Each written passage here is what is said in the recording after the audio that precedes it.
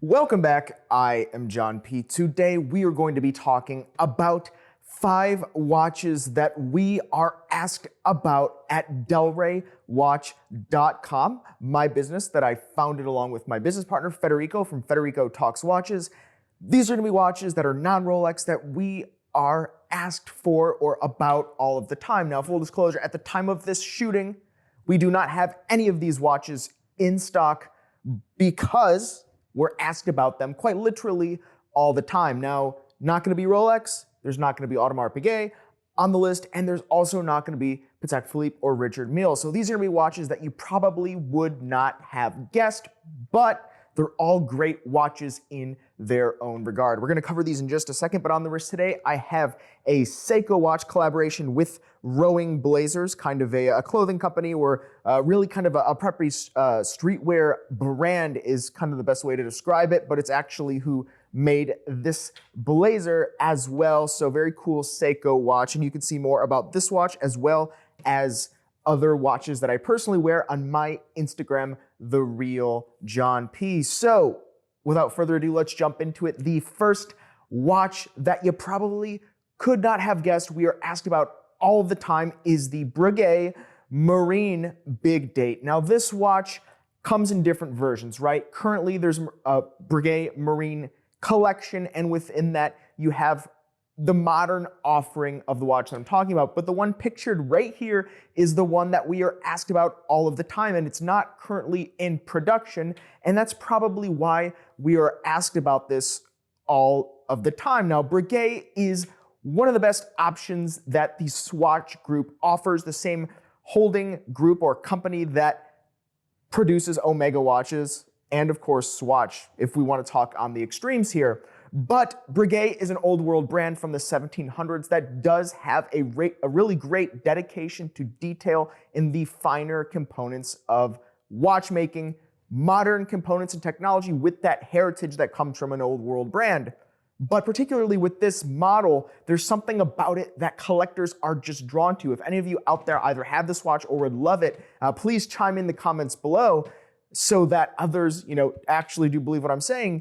But this particular model on the rubber strap particularly just seems to be just a knockout with collectors for that in-between kind of casual / dressier watch that you could wear anywhere, do anything with outside of the Rolex family. Now, Federico from Federico Talks Watches also has this watch. He loves it. It's always floating around the office. I sometimes, pick it up myself and put it on my wrist. I would put one of these on my wrist and put it in my collection if it fit me, but the reality is, even though it's not a large size in terms of the diameter, the lug to lug and the way that the lugs pop out does take about a 7-inch wrist plus, and mine happens to be just under that. So for me, it doesn't quite work. Otherwise, I think this would be an amazing watch, and I think many of you out there probably agree just based on the number of inquiries that we get at Del Rey.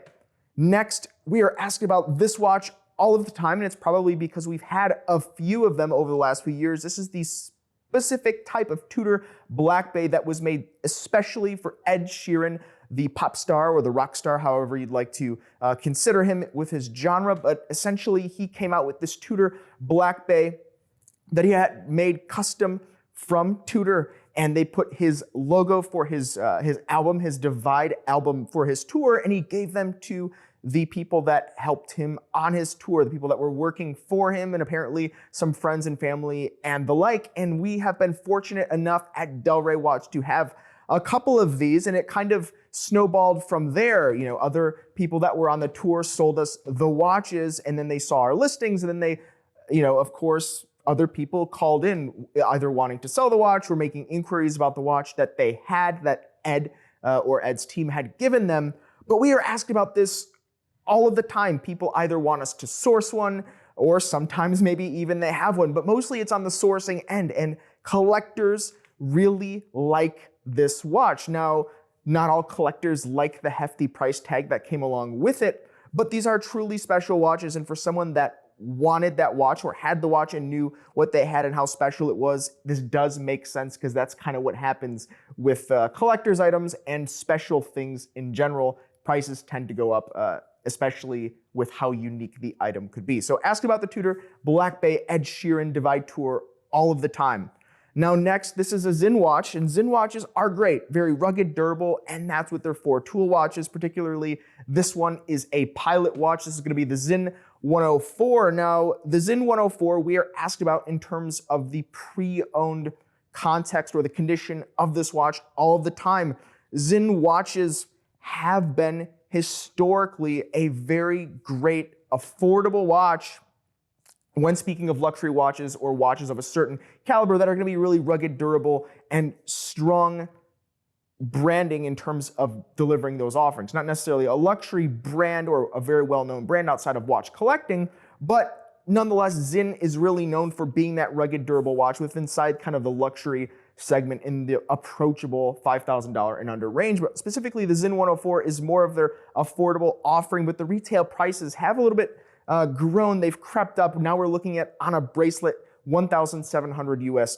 And so we get a lot of calls from people that are looking for these watches pre-owned, and they can be difficult to come by. And when we do take one of these Sinn 104 pilot watches in, they typically go pretty quickly, especially the white dials. People tend to really like that. It's kind of reminiscent of almost maybe a Rolex Explorer Polar, something along those lines. So people love this watch, and I get it. Especially if they're going to be wearing this watch, it's going to be rough and tumble. They don't mind picking it up pre-owned. And the thing of, in the United States, there's really only one place you can buy them new. So I think, on a new Sinn watch, being able to buy one at a discount, it's just not a possibility.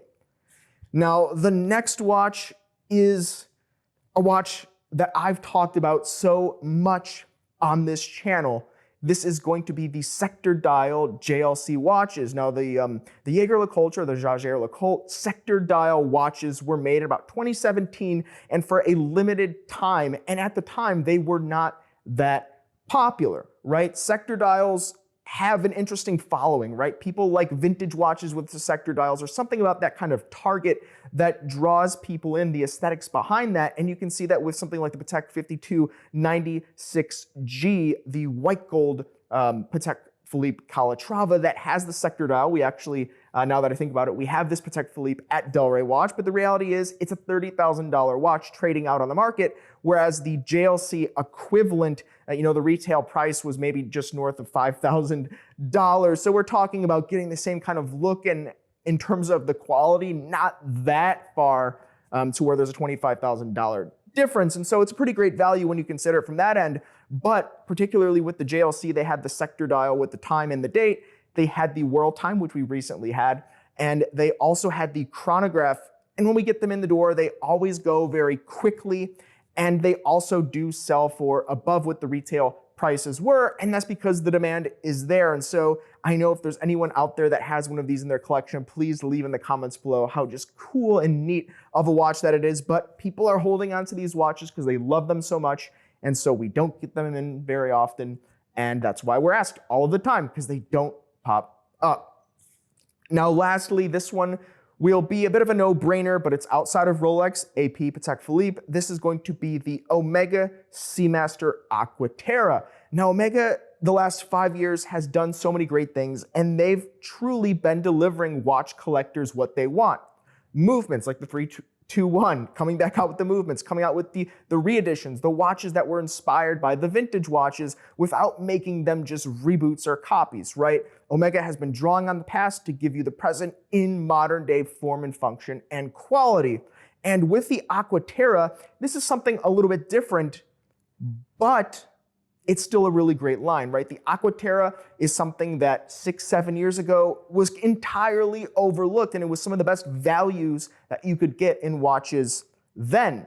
But today, especially with Omega becoming more popular in terms of branding because the aforementioned things that I just said, there's been a trickle over where the other lines in their catalog have become more popular, and the Aquaterra is now starting to make watches that look a lot like Rolex watches, and that just happens to be what consumers would like to purchase. So recently, Omega came out with the 38mm Aquaterra within the last month and a half, and from there, we've been getting so many calls and emails at Delray Watch in our website, delraywatch.com, people either want us to source this watch, which hasn't actually hit the shelves yet at the time of release of this video for the most part, or they want something comparable, or it just kind of introduced them to this part of the Omega catalog that has been pretty much overlooked by most of watch collectors. But now, because they've given the watch collectors exactly what they were kind of itching for, it really opens them up to the entire back catalog of this line, and we get so many questions and inquiries. The Aquaterra also seems to sell pretty well, and I get it because, truly when you compare something like the Aquaterra against the Rolex Oyster Perpetual, we're talking about negligible differences, especially within recent times. So the Omega Seamaster Aquaterra, we're asked about a whole ton. What do you guys think? Are any of these truly surprising? I know there's going to be a few of these things on the list, including either the Zin or the Breguet, perhaps, that maybe were entirely unexpected for a list like this. Please leave your comments down below. I'd love to see and hear what you have to say. Also, please do not forget to check out, once again, delraywatch.com, as well as my Instagram, The Real John P. Thanks, guys. You've been chatting with John P.